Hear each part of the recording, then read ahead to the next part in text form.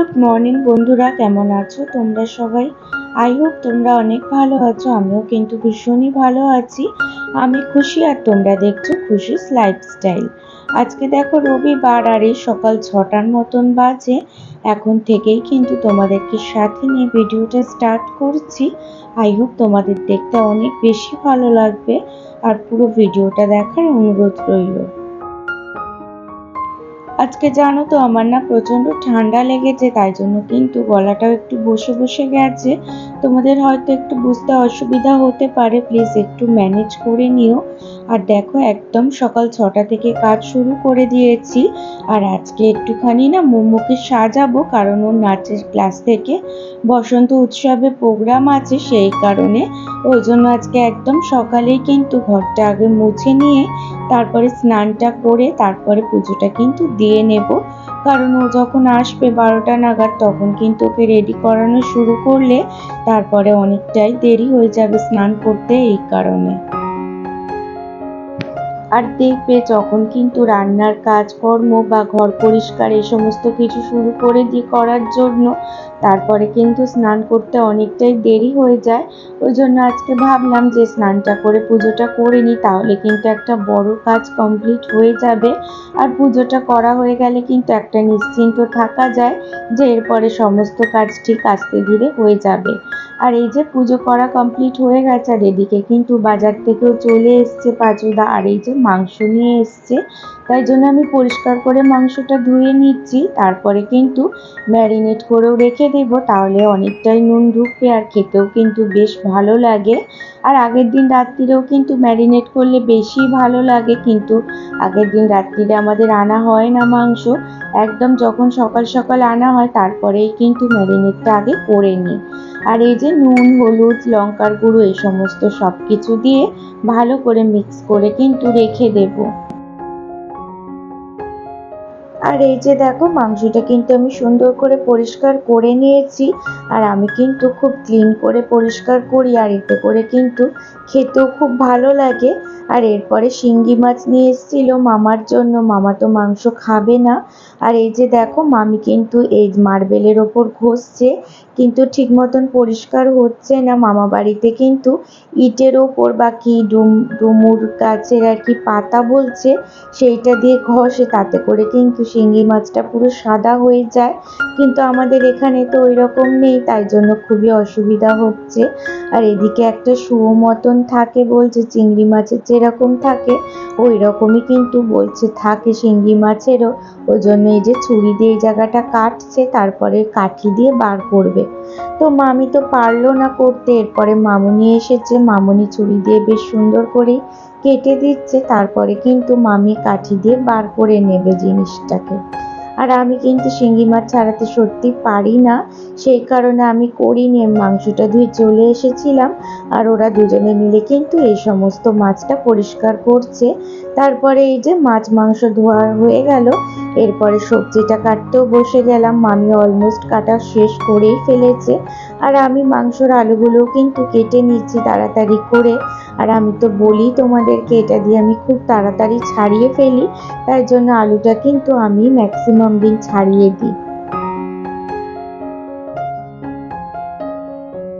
আর দেখবে সকাল সকাল স্নান করলে কিন্তু আমি ফিল করি যে ভীষণ ফ্রেশ লাগে, আর আলাদাই একটা কিন্তু এনার্জি লাগে কাজকর্ম করতে।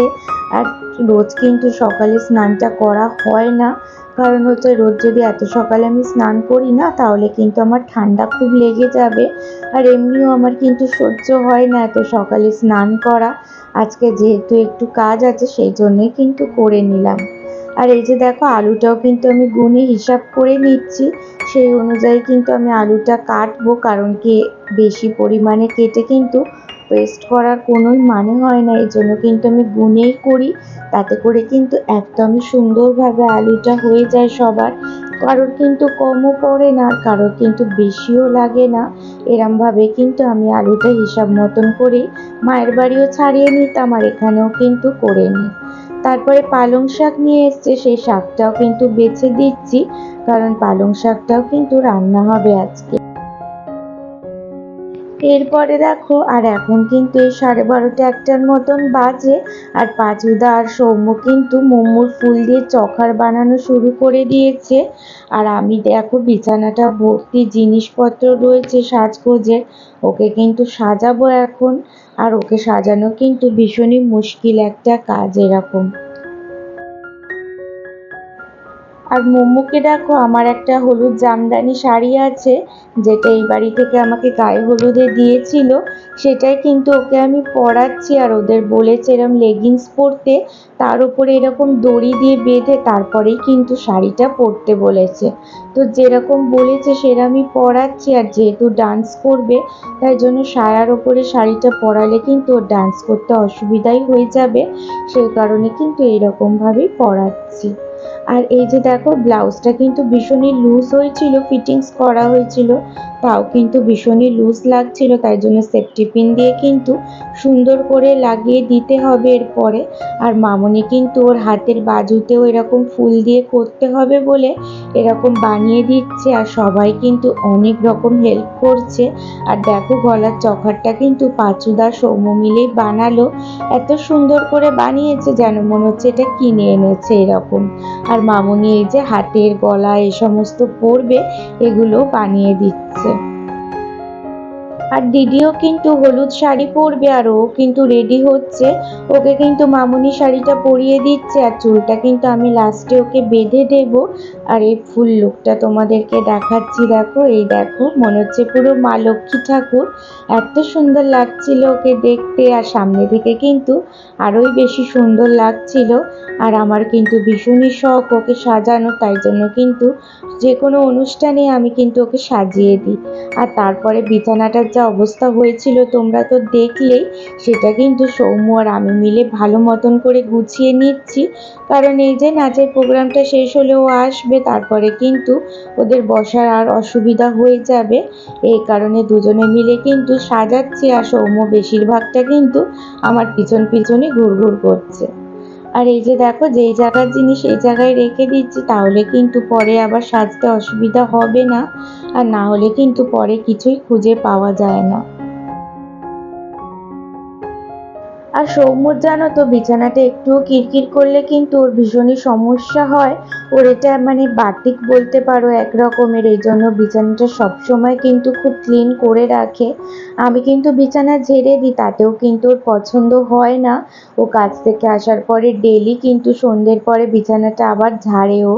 আর এই যে দেখো, দিদির শাড়ি টাড়িগুলো ভাঁজ করে একটা প্লাস্টিকে ভালো মতন গুছিয়ে রেখে দিচ্ছি, ও এলে যাতে আবার গুছিয়ে পড়তে পারে বা নিয়েও যেতে পারে। আর আজকে এত পর্যন্ত ভিডিওটা যদি আমার কোনো নতুন বন্ধু দেখে থাকো, তাহলে একটা কমেন্ট করো আর লাইক দিও কিন্তু। আবারও চলে এলাম সন্ধেবেলা, আর এই যে দেখো, পাঁচুদা নিয়ে এসছে ডিমের টেবিল আর ভেজিটেবিল চপ, আর দিদিরাও চলে এসছে নাচের প্রোগ্রাম থেকে। তো সবাই মিলে বসে কিন্তু এখন আমরা এই যে খাবো টিফিন। আর এই যে চা বিস্কুট তো করেইছি, ওগুলো খাওয়া দাওয়া করবো, আর সবাই মিলে কিন্তু বেশ গল্প করতেই বসে গেছি। আর আমাদের এই ড্রয়িং রুমটা কিন্তু বেশ সুন্দর, এত বড়, আর সবাই মিলে বসে কিন্তু গল্প করতে কিন্তু বেশ ভালো লাগে। আর জানো তো বন্ধুরা, আমার শরীরটা কিন্তু আজকেও ভালো নেই খুব একটা, সকাল থেকেই কিন্তু ভীষণ জ্বর এসছে, তাই জন্য একটু বসতে পারছে না আর কথাও বলতে পারছে না, ওই জন্য কিন্তু শুয়েই আছে মামা। আর কালকে কিন্তু ডাক্তারখানায় নিয়ে যাবে, আর অপারেশনের ডেটটা কালকে ঠিক হয়েছিল সেটা কিন্তু হবে না, ওটা পিছিয়ে যাচ্ছে, এখন কবে হবে কিছুই বলা যাচ্ছে না।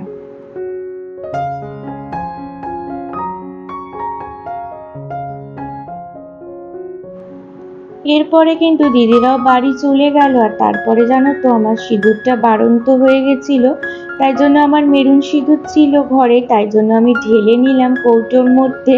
আর এই মেরুন কালারের সিঁদুরটা কিন্তু আমার পরতে বেশ ভালো লাগে। লাল সিঁদুর কিন্তু আমি খুব একটাও পরি না, আমার এই মেরুন সিঁদুর পরলে যেন মনে হয় মুখটা সুন্দর করে ফুটে যায়, আর এই জন্য আমি কিন্তু মেরুন সিঁদুরটাই পরি সবসময়।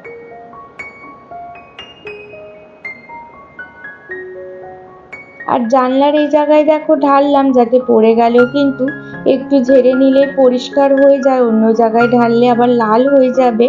আর এই যে দেখতে পাচ্ছ সিঁদুর কাঠিটা, এটা কিন্তু রূপোর। এটা আমাকে মাসিমণি বিয়ের পরে দিয়েছিল, সিঁদুরের কৌটো আর সিঁদুর কাঠি। কিন্তু সিঁদুরের কৌটোটা না অনেকটাই ছোট হয়ে গেছে, এই কাঠিটা ধরে না বলে কিন্তু আমি কৌটোটায় রাখতে পারি না, ওই জন্য আমি এই যে সিঁদুর কৌটোটার মধ্যে রাখি।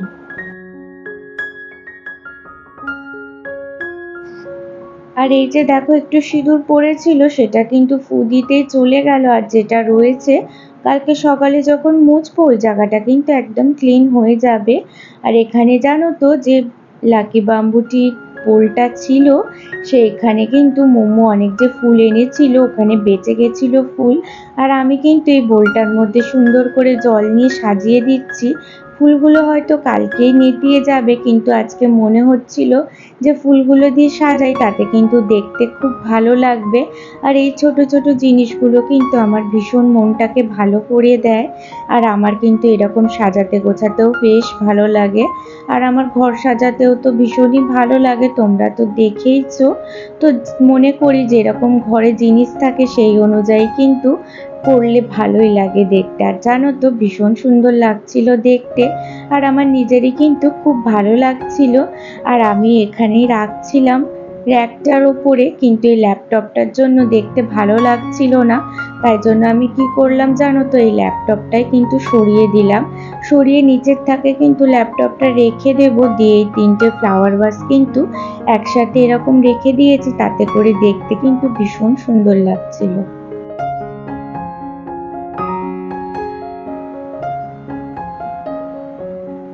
আর দেখো এরকম পরিষ্কার রয়েছে জায়গাটা, দেখতে কিন্তু কি সুন্দর লাগছে। এরকম মোমবাতিও কিন্তু পাওয়া যায় জলের মধ্যে, আমি কিন্তু এরকম দেখেছি অনেক লজে রাখতে, তো আমার বেশ পছন্দ হয়েছিল ফুলটাই রেখে। আর যে জামা কাপড়গুলো ছিল সেগুলোও কিন্তু ভাঁজ করে নিচ্ছি। আর কালকে কিন্তু আমাদের বাড়িতে অনেক লোকজনই আসবে, কারণ মামাকে নিয়ে ডাক্তারখানায় যাবে, তারপরে হয়তো পরশুদিনই অপারেশনের ডেট দিতে পারে। সেই কারণে কিন্তু ভালো করে ঘরটাও পরিষ্কার করে রাখছি, কারণ লোকজন এলে তাদেরও কিন্তু জামা কাপড় থাকবে, যেমন মাসিমণিরা আসবে, টুকুদিরা আসবে, এবার তাদেরও জামা কাপড় রাখতে হবে।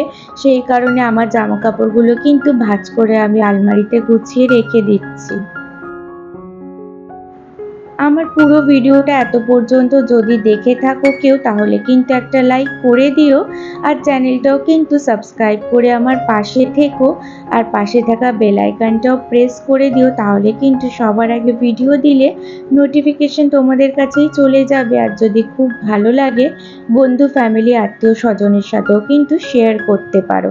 আর একটা কমেন্ট করতে ভুলো না কেউ, তোমাদের একটা কমেন্টে কিন্তু আমার নেক্সট ভিডিও করতে অনেক বেশি মোটিভেট করে। আর এই যে দেখো যে রুমালগুলো ছিল আর যে মোজাগুলো ছিল সেগুলো জায়গায় রেখে দিচ্ছি। আর আজকে এখানেই শেষ করলাম, টাটা।